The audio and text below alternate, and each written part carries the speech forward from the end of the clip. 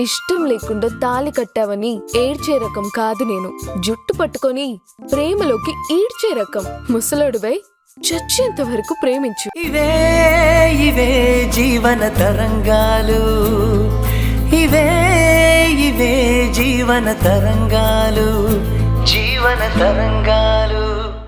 పెళ్లి రోజంటే ఎక్కడైనా భార్యాభర్తలిద్దరూ కలిసి ఆలోచిస్తారు. సరే, నా కర్మ. నా మొక్కుబడి మొగుడికి అంత ఆలోచన ఎక్కడదని నేనే ఏర్పాట్లు చేసుకున్నాను.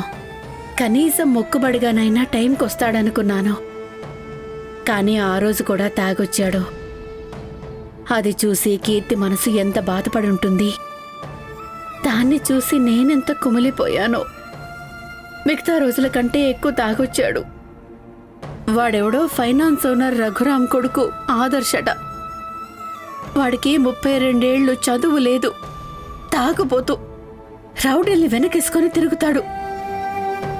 వాడికి కీర్తినిచ్చి పెళ్లి చేయమంటున్నాడు. అలా అంటే నువ్వెందుకు కూరుకున్నావక్క? గట్టిగా వార్నింగ్ ఇచ్చి చెడమడ వాయించాల్సింది. ఇంకోసారి అలాంటి ప్రస్తావన తీసుకురావద్దని చెప్పాల్సింది. చాలా పెద్ద గొడవే చేశాను. ఎంత చెప్పినా, ఎన్నిసార్లు చెప్పినా ఇలాంటి నిర్లక్ష్య పనులే చేస్తుంటారు ఆయన. అది తలుచుకొని మనసుకి చాలా బాధ అనిపించింది. అందుకే ఇంత దిగులుగా ఉన్నావా? ఎంత చెడ్డవాడైనా కీర్తి మీద తండ్రిగా ఆయనకు ప్రేమ ఉంటుంది కదా. అలాంటప్పుడు కన్న కూతురి పెళ్లి విషయంలో ఇంత చిల్లరగా ఆలోచిస్తారనుకోలేదు. కట్నం వద్దు, పెళ్లి ఖర్చులు వాళ్లే భరిస్తామన్నారట. అలా అనగానే మనకేం బాధ్యత లేదన్నట్టు వాళ్లతో పంపించేందుకు ఒప్పుకుంటామా? కన్న కూతురి పెళ్లి విషయంలో అలా మాట్లాడడానికి తండ్రిగా ఆయనకి నోరు ఎలా వచ్చిందో.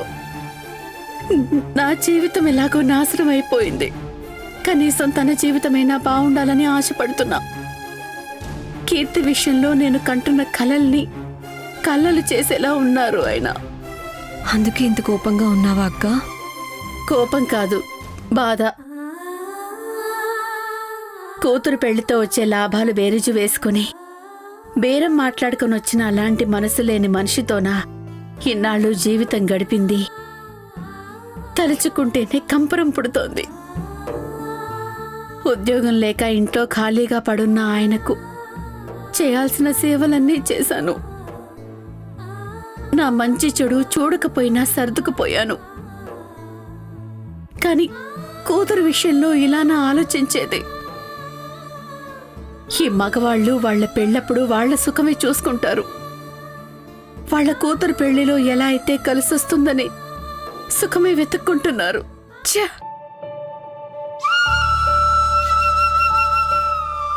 నువ్వు మీ ఆయన్ని వదిలిపెట్టి రావడం మంచిదైంది. లేకపోతే వాళ్ళిష్టం వచ్చినట్టు ఆడిస్తారు. నువ్వక్కడ లేవు కాబట్టి ఇప్పుడు మీ ఆయనకి నీ వాల్యూ తెలుస్తుంది దేవిక. నాకు పిల్లలు లేరు కదా. నేను లేని లోటు ఆయనకి ఎలా తెలుస్తుంది? పిల్లలు లేరు కాబట్టి ఈజీగా రాగలిగావు. పిల్లలు లేకపోవడంతో సంతోషంగా ఉంది. ఫ్రీ బర్డ్లా అనిపిస్తుంది. మగరా ఇళ్ళ ఏంటా మాటలు? ఆకలన్నావుగా, పద్ధతిందు గాని.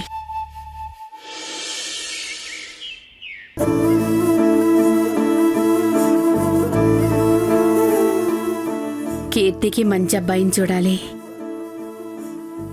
ఇప్పటిదాకా నువ్వు మీ ఆయన్ని భరిస్తున్నందుకు తిట్టుకుని నేను మా ఆయన్ని విడిచిపెట్టినందుకు మెచ్చుకున్నా. మళ్ళీ ఇప్పుడు కీర్తికి పెళ్లి చేయాలి, అబ్బాయిని చూడమంటున్నావేంటక్క? అలా కాదు. నా జీవితం ఇలా అయ్యింది, నీ జీవితం అలా. అందుకని కీర్తికి పెళ్లి చేయకుండా ఉండలేం కదా. మా ఆయనలా చేతులు దులుపుకోవడానికి కీర్తి పెళ్లి చేయాలని అనుకోవడం లేదు. మన వంతు బాధ్యత పెళ్లి చేస్తే దాని తలరాత ఎలా ఉంటే అలా అవుతుంది. కీర్తికి ఊహ తెలిసినప్పటి నుంచి మా ఇద్దరి గొడవలతో నరకం చూసింది. కనీసం దానికి పెళ్ళయ్యాకైనా దాని జీవితంలోకి ఆనందం వస్తుందేమో. పెళ్ళైతే మనం చెయ్యాలి కదా. అందుకే ఒక మంచి అబ్బాయిని చూడు. ఒకసారి కీర్తితో మాట్లాడి చూడు. పెళ్లి విషయంలో తను ఏమనుకుంటుందో, తన మనసులో మాట తెలుసుకో. మనకు తెలిసిన వాళ్లతో సంబంధం మాట్లాడమని నువ్వే చెప్పొచ్చు కదక్కా. అలా అడిగితే ఇప్పటి వరకు చాటుమాటుగా మాట్లాడుకున్న వాళ్ళు ముఖం మీదే సూటిపోటి మాటలు అంటారు. ఎందుకంటారు? ఏమంటారు? అమ్మాయి తల్లికి ఆమె భర్తకి నిత్యం తగువలే, అమ్మాయి పిన్ని ఎవరితోనో వెళ్ళిపోయింది, అమ్మమ్మకు చిన్న వయసులోనే భర్త చనిపోయాడు, అలాంటి కుటుంబం నుంచి వచ్చే పిల్లని మనం ఎలా పెళ్లి చేసుకుంటామని అంటారు. మనకు జరిగిన దానికి కీర్తికి జరగబోయేదానికి సంబంధం ఏంటక్కా? తరతరాలుగా ఆ ఇంటి ఆడవాళ్ల సంసారాలేం బాగోలేవు అంటారు. అలాంటి ఇంటి నుంచి అమ్మాయిని కోడలిగా చేసుకుంటే మనవాడేం సుఖపడతాడు అని చాటుమాటుగా అనుకుంటారు. మన సంబంధం గురించి మాట్లాడమని ఒక్కసారి అడిగితే చాలు, మనకు వినిపించేలా దెప్పి పొడుస్తారు. అందుకే దగ్గర వాళ్లతో కీర్తి పెళ్లి సంబంధం గురించి మాట్లాడమని ఎప్పుడూ చెప్పలేదు. అంత పెద్ద తప్పు మనమేం చేశామక్కా? మనం దారి తప్పలేదు కదా. కష్టమో నష్టమో మీ ఆయన్ని ఇంకా భరిస్తూనే ఉన్నావు కదా. మంచో చెడో నేను ప్రేమించి ఆయననే పెళ్లి చేసుకున్నాను, మోసం చేసి రాలేదు కదా. ఇక నాన్న చిన్న వయసులోనే చనిపోతే అది మన తప్పెలా అవుతుంది? తలరాతికి తనేం చేస్తుంది? పాపం అమ్మ ఒంటరిగా ఎవరిపైన ఆధారపడకుండా కష్టపడి మన కుటుంబాన్ని ఇలా నిలబెట్టింది.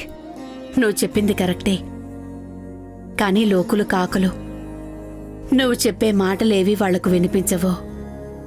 వాళ్లకు భర్త లేని ఆడదన్నా, భర్త ఉండి అతడు సరిగ్గా లేని కుటుంబం అన్నా చులకనగానే చూస్తారు.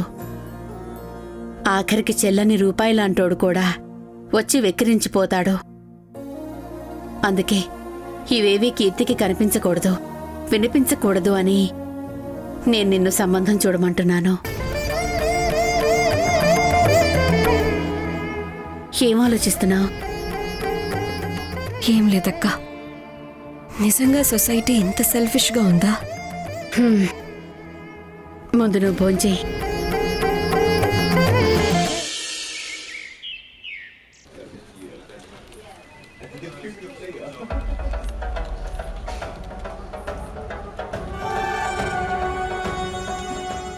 ఏమయ్యా కోటే?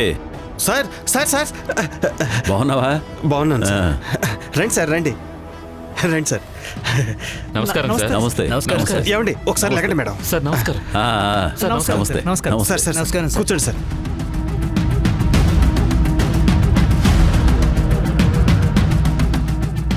ఇంట్లో ఉండే చైర్స్లా ఇక్కడ కంఫర్ట్గా ఉండే చైర్స్ ఉండవు sir.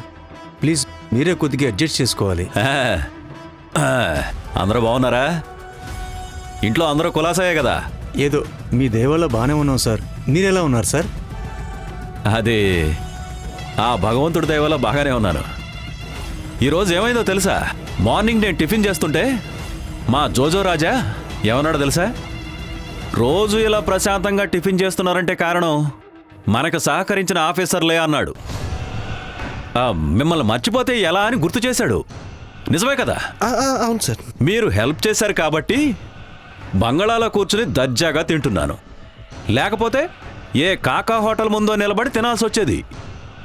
Same puri same taste. కానీ ఓ స్టేటస్ ఎంజాయ్ చేస్తూ టిఫిన్ తినే అదృష్టం ఎలా వచ్చింది? మీ అందరి సపోర్ట్ వల్లే కదా.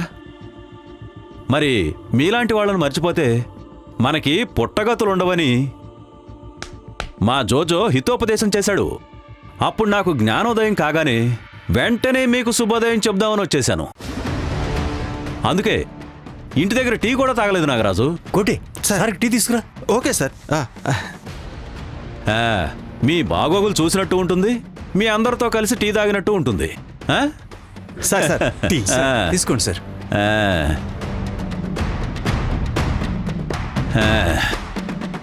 ఈ టీ కేఫ్లో కూడా దొరుకుతుంది. కానీ గవర్నమెంట్ ఆఫీసులో కూర్చుని టీ తాగడానికి, కేఫ్లో తాగడానికి చాలా తేడా ఉంటుంది కదయ్యా. గవర్నమెంట్ ఆఫీసులో, అది మీలాంటి ఆఫీసర్లతో కూర్చుని నేను తాగడం అంటే టేస్ట్ అద్దరిపోతుంది.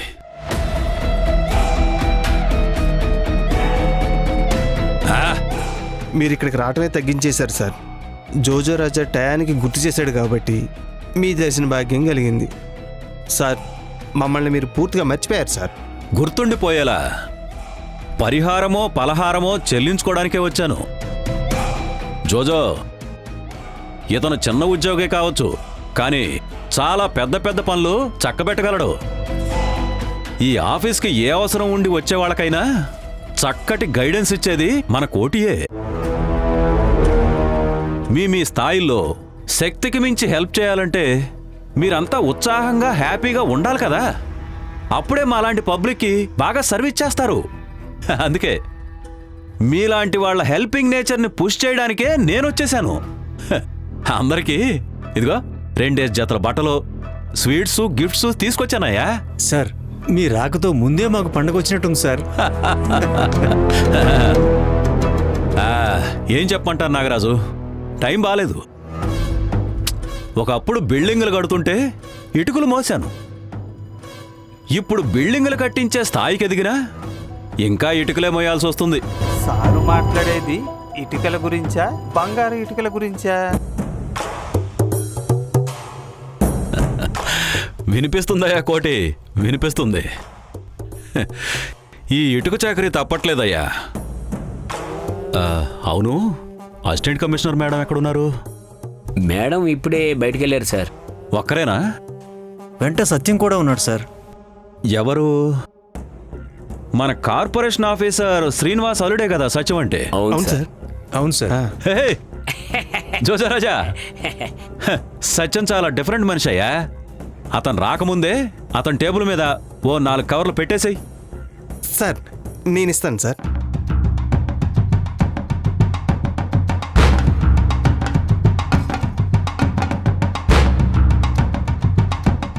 ఇది చూడండి.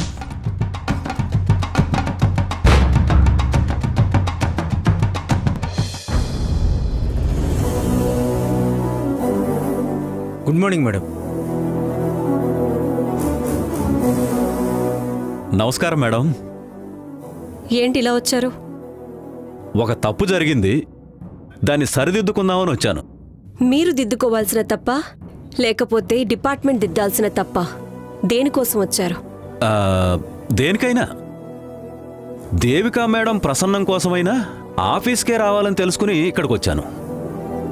కానీ అంతకు ముందే కాస్త తొందరపడి మీ ఇంటి వరకు వచ్చి మిమ్మల్ని ఇబ్బంది పెట్టాను. ఆ బాధ నన్ను నిద్ర లేకుండా చేస్తుంది. ఇంత పెద్ద ఆఫీసర్తో అంత పెద్ద గ్యాప్ ఎందుకు? తగ్గించుకుంటే టెన్షన్ తగ్గిపోతుందని మా జోజో సజెస్ట్ చేస్తే జస్ట్ మిమ్మల్ని కలిసి వెళ్దామని వచ్చాను. లేకపోతే ఒక ఆడబిడ్డ మనసు నొప్పించాననే దిగులు నన్ను వెంటాడుతూనే ఉంటుంది. రియలీ?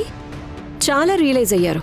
గుళ్ళో దేవతకు కూడా పూజారి చేతుల మీదగానే అలంకరణ జరగాలి, అంతేగాని నేరుగా మనమే అలంకరించాలనుకోవడం తప్పు కదా. ఇతరుల ఇంటికి పరిచయం లేకుండా పూలు పండ్లు నేరుగా తీసుకెళ్లడం సంస్కారం కాదని నాకు జ్ఞానోదయం అయిందమ్మా. అందుకని సారీ చెప్దామని వచ్చాను. సరే, మీకోసం స్వీట్స్ తీసుకుని వచ్చాను. ఎవరికి? దేనికి? మీకే. ఎందుకు? ఏదో మీ ఆనందం కోసం, మా సంతోషం కోసం. మీరేం దిగులు పడకండి. ఫ్రీగా స్వీట్స్ తీసుకొని ఆనందపడిపోయేంత చీప్ మెంటాలిటీ కాదు నాది. కావాలంటే నేను కొనుక్కోగలను. గవర్నమెంట్ నాకు శాలరీ ఇస్తుంది. ఆ డబ్బు ఆదా చేసుకోండి మేడం. అయినా ఇన్కమ్ ట్యాక్స్ ఆఫీసర్ అమ్మకు నేను పొదుపు పాఠాలు చెప్పాలా? చూడండి, ఇలా ఫ్రీగా వస్తున్నప్పుడు కాదనకూడదు. ఫ్రీగా మాట్లాడుతున్నాను కదా అని లోకుగా చూడకూడదు. అలా ఎవరో తెలియని వాళ్ళ దగ్గర తీసుకొని నేను లోకు అవ్వలేను. మీరు మీ టైం వేస్ట్ చేసుకోకుండా, నా టైం కూడా వేస్ట్ చేయకుండా అవి అలాగే వెనక్కి తీసుకువెళ్ళటం మంచిది. మేడం, నీలకంఠం గారు పరాయవారు కాదు. మన డిపార్ట్మెంట్కు ఇంటి మనిషిలా. ఇంకా చెప్పాలంటే అంతకంటే ఎక్కువే మేడం. అవును, కరెక్ట్గా ట్యాక్స్ కడతారు మేడం. ప్రతి పండక్కి స్వీట్స్ తీసుకొస్తారు. అలా అని ఆయన ఏది అడ్వాంటేజ్ తీసుకోరు. చాలా పెద్ద మనసు మేడం. ఈ పెద్ద మనిషి స్వీట్స్ ఒక్కటే ఇస్తారా, లేకపోతే ఇంకేమైనా? మన ఆఫీస్ స్టాఫ్కి బట్టలు కూడా పంపిస్తారు. ఎప్పుడైనా పండగ డేట్ మారొచ్చేమో కానీ సార్ డ్రెస్సులు పంపే ఆనవాయితీ తప్పదు మేడం.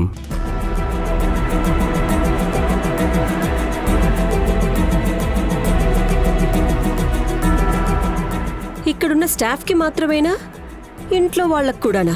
ఇంట్లో వాళ్ళకు కూడా పంపిస్తారు మేడం. ఆయన చేతికి అసలు ఎముకే లేదనుకోండి. అంతా వాళ్ళ అభిమానం. నేనిచ్చేది ఎంత మేడం? ఇంతకు ముందున్న ఇన్కమ్ ట్యాక్స్ ఆఫీసర్ల దయ, వీళ్ళందరి సపోర్టుతో ఆ భగవంతుడు నాకు చాలా ఇచ్చాడు. అందులో కొంత ఇలా అంతే. ముష్టి తీసుకోవడానికి సిగ్గులేదు మీ అందరికీ?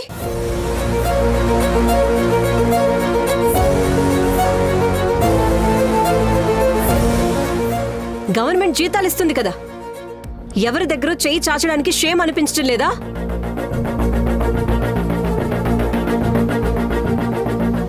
చూడండి నీలకంఠం గారు, మీకిచ్చే గుణం ఉండొచ్చు, కానీ గవర్నమెంట్ ఆఫీసులో పనిచేసే వాళ్ళకి పుచ్చుకునే నేచర్ ఉండకూడదు. This is offence. సో మీరు వీటిని తీసుకెళ్ళిపోండి. ఇకపై మేం పిలిస్తేనే ఇక్కడికి రండి, లేదంటే రాకూడదు. మీకు ఇంట్రెస్ట్ లేకపోతే వదిలేయండి. మీలాంటి ఆఫీసర్స్ ఈ రోజు ఉంటారు, రేపు వెళ్ళిపోతారు. కానీ వీళ్లతో నా బాండింగ్ ఎప్పటి నుంచో ఉంది. నేను ఇక్కడ ఉన్నంత వరకు ఇలాంటి బాండింగ్లు బయట పెట్టుకోండి. ఆఫీస్లో సహించేదే లేదు.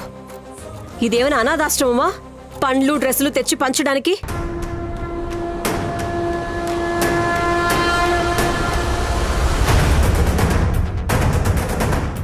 అన్నీ తీసుకుని బయటికి వెళ్ళిపోండి.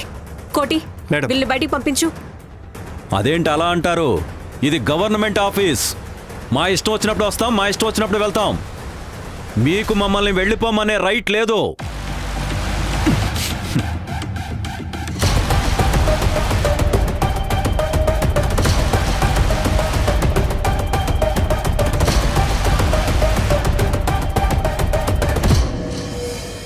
మీరలా ఇష్టపడి వచ్చినప్పుడు రావడానికి పోవడానికి ఇదేమీ పబ్లిక్ టాయిలెట్ కాదు, government office.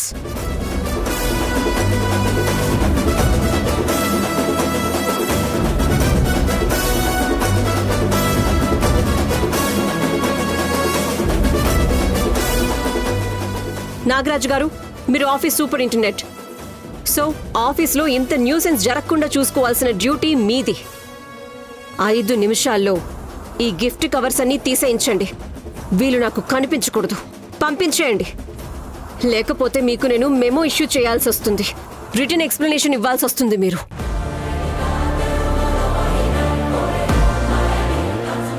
Satyam, call to police. Government ఆఫీస్లో నాన్సెన్స్ క్రియేట్ చేస్తున్నారని కంప్లైంట్ ఇవ్వండి. పోలీసులతో వీళ్ళని బయటకు గెంటించేయండి. మేడం.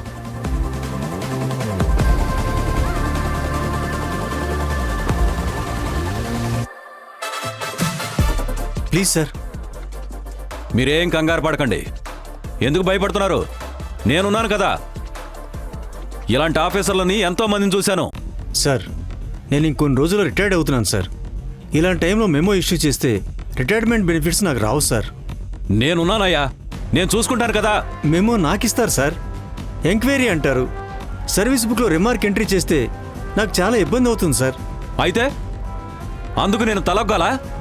ఆవిడ ముందు ఓడిపోవాలా? సార్, తను కోపంగా ఉంది. తన చేతిలో అధికారం ఉంది.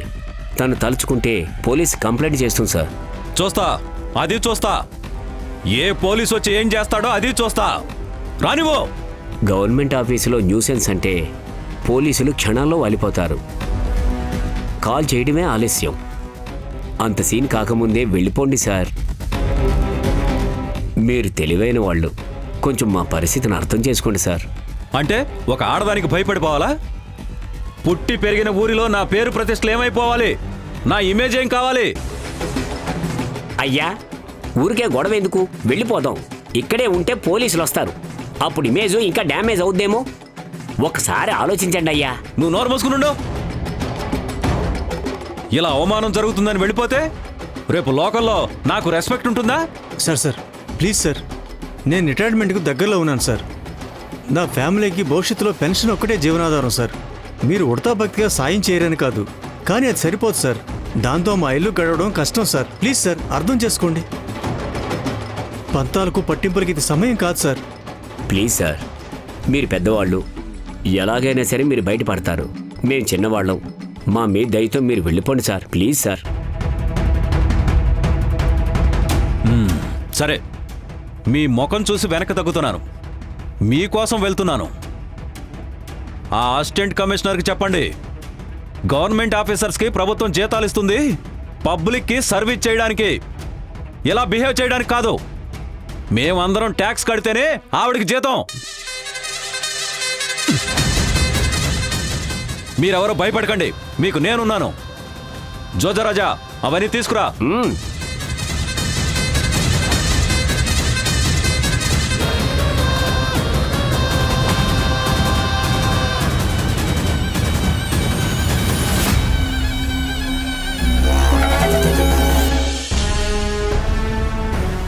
నీలకంఠం వెళ్ళిపోయాడా? వెళ్ళిపోయారు మేడం. కానీ మీరెందుకు అంతలా రియాక్ట్ అయ్యారు? పెద్దగా ఏమనలేదు. మీరండి, కూర్చోండి. లేదు మేడం, మీరు అతనికి చాలా సీరియస్గా వార్నింగ్ ఇచ్చారు. నోనో, జస్ట్ గవర్నమెంట్ ఆఫీస్లో ఎలా బిహేవ్ చేయాలో చెప్పానంతే. కానీ అందరి ముందు అలా మాట్లాడి ఇన్సల్ట్ చేయాల్సింది కాదేమో మేడం. నేనేమీ ఇన్సల్ట్ చేయలేదు, జస్ట్ ఎక్కడ ఎలా ఉండాలో చెప్పానంతే. మేడం, నేను మీకు ముందే చెప్పాను, అతను చాలా పవర్ఫుల్, పొలిటికల్గా కూడా చాలా ఇన్ఫ్లుయెన్స్ ఉన్న వ్యక్తి, బాగా డబ్బు కూడా ఉంది. ఎప్పుడూ ఒక రౌడీ గ్యాంగ్ని మెయింటైన్ చేస్తూ ఉంటాడు మేడం. ఉంటే ఉండనివ్వు. అతనికి ఎంత ధైర్యం నా ఆఫీస్కొచ్చి నా ముందే అంత ఓపెన్గా గిఫ్ట్ పంచడానికి వచ్చానని చెప్తాడా? ఇంకొక పక్క మన స్టాఫ్, వాళ్ళకి కొంచెమైనా కామన్ సెన్స్ ఉండాలి కదా. గవర్నమెంట్ అంతంత శాలరీస్ ఇస్తున్నప్పుడు ఈ కక్కుర్తేంటి? గిఫ్ట్ ప్యాకెట్స్ ఎప్పుడెప్పుడు ఓపెన్ చేసి చూద్దామా, బ్యాగుల్లో ఎప్పుడెప్పుడు సర్దుకుంటామా అని ఆవురావురమంటూ బావురు కప్పుల్లా ఎదురు చూస్తున్నారు. స్టాఫ్ ఇలా ఉంటే గవర్నమెంట్ ఆఫీసర్స్ అంటే బయట వాళ్ళకి ఎలా రెస్పెక్ట్ ఉంటుంది? మేడం, అడ్లదారిలో వచ్చే డబ్బుకి గిఫ్ట్స్కి బాగా అలవాటు పడిపోయారు మేడం మన వాళ్ళు. అలాంటి సంపాదనకి లొంగిపోయిన వాళ్ళకి సెల్ఫ్ రెస్పెక్ట్ ఉండదు మేడం. డిపార్ట్మెంట్ పైన రెస్పెక్ట్ ఉండదు, కనీసం హయ్యర్ ఆఫీసర్కి రెస్పెక్ట్ ఇవ్వాలన్న ఆలోచన కూడా తెలియదు మేడం.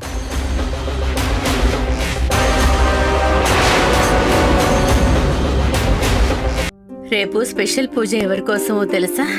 ఎవరికోసం అక్క? నీకోసం. అమ్మా ప్రతి సంవత్సరం నీ పుట్టినరోజున గుడిలో నీ పేరుతో అభిషేకం, అర్చన తప్పక చేయిస్తుంది. అంటే అమ్మకి నువ్వంటే ఎంత ఇష్టమో నువ్వే అర్థం చేసుకో.